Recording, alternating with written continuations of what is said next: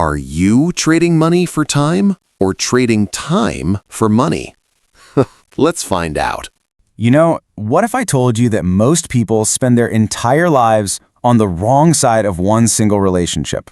It's not what you think. It's the relationship between time and money. And how you understand it, well, that's what separates a life of freedom from a life of struggle. So today, we're going to break down the 3 levels of that relationship and help you figure out exactly which one you're on right now.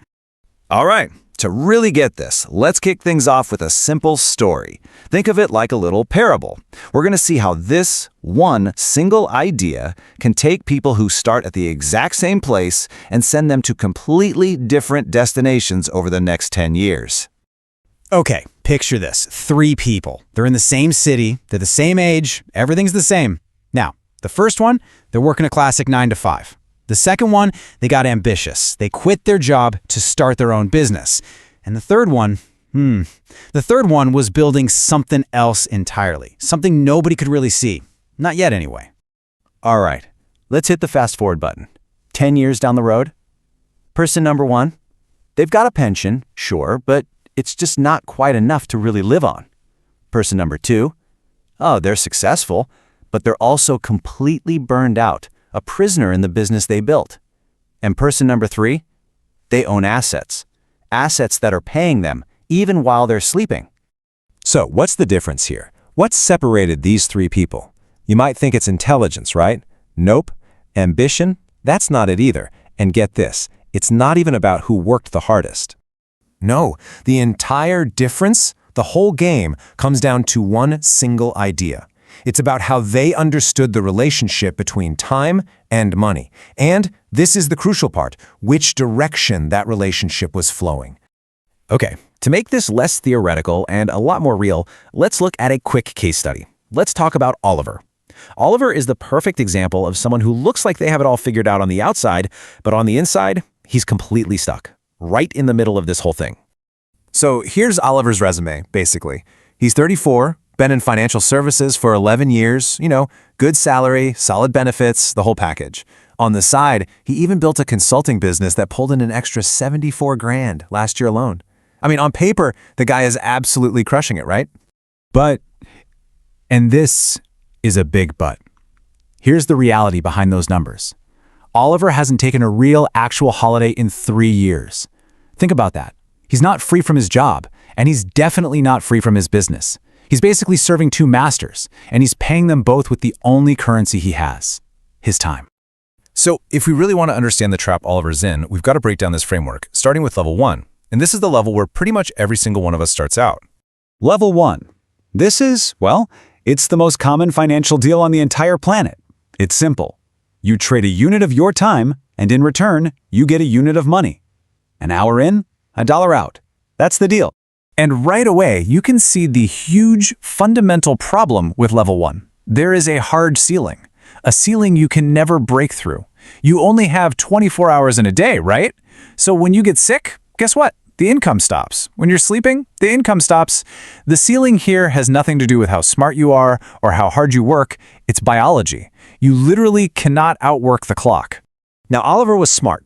He saw this ceiling, so he did what a lot of ambitious people do. He decided to break out. He built his own thing, became his own boss. He thought he'd escaped level 1. Or so he thought. And this is the big trap that nobody tells you about when you start a business. Most people who leave their job don't actually stop trading time for money. Nope, they just change who they're trading it with. See, before, your employer owned 8 hours of your day. Now, every client, every project, every little fire you have to put out, they own your entire day. Okay, remember that 74 grand Oliver's business made? That sounds great. Sounds like freedom, doesn't it?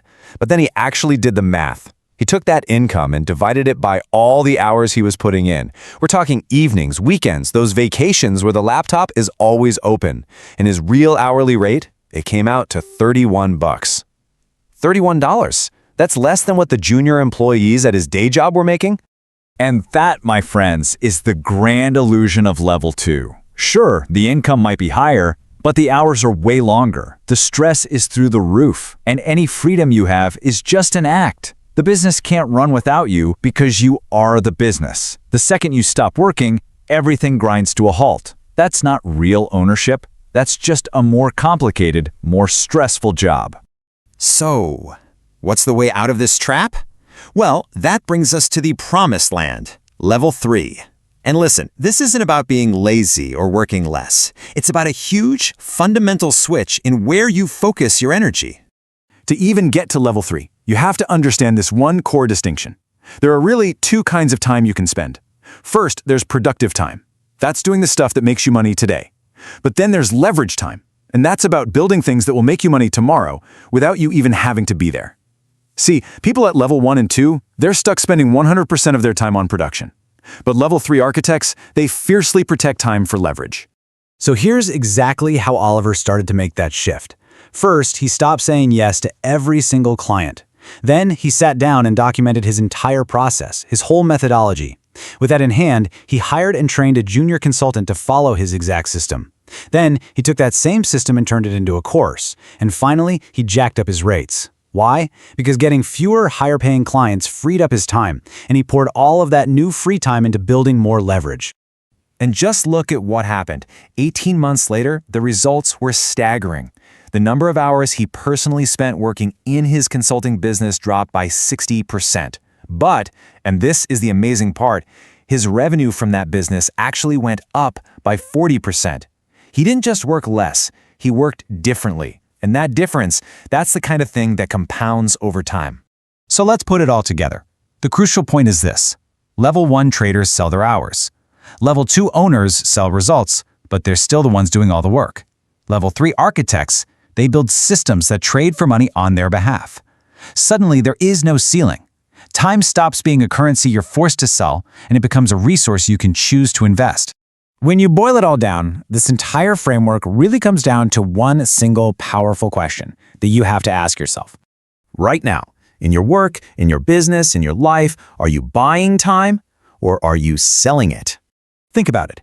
Every single hour you spend doing a task that a system or another person could do for you, that's an hour of your life you are selling. But every hour you spend building the machine, building the system that removes you from the equation, that's an hour you are literally buying back for your future self. So you see, the question is never, can I afford to buy back my time? That's the wrong question.